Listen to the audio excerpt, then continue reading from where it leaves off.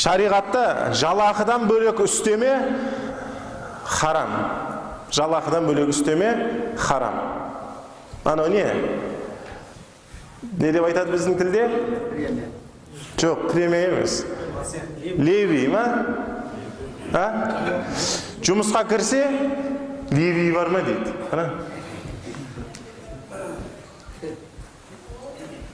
Харам. Біреулер ана қараңыз, арам нәрсені жасап тұрып, сондай бір леви бар жерге кіреді. Леви істеп жүріп ұсталады ол. Қараң, бәрі берекетсіздік та, анадан құтылу үшін тағы пара береді.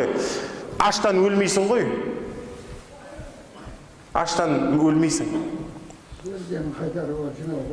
Міндетті түрде сен екі этажды үйде тұруың керек па? Міндетті түрде сен мықты машинада мініп жүруің керек па сен? Міндетті түрде сен мықты киініп жүруің керек па? Сенің міндетің адал өмір сүру міндетің. Арам жолмен балқып шалқып өмір сүру сенің міндетің емес.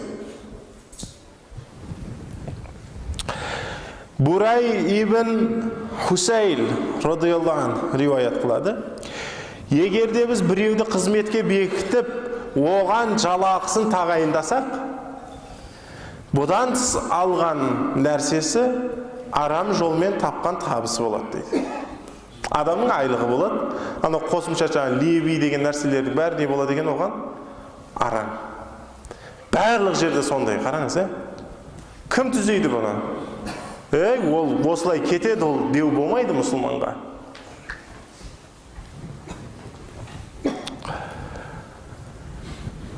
Пара, мынандай біреулер шықты қазір. Ана орыстарға бере берсең болады деген шықты. Жоқ. Орысқа да беру харам. Дінсізге де беру харам параны. Мұсылманға былай тұрсын, дінсізге де беру харам.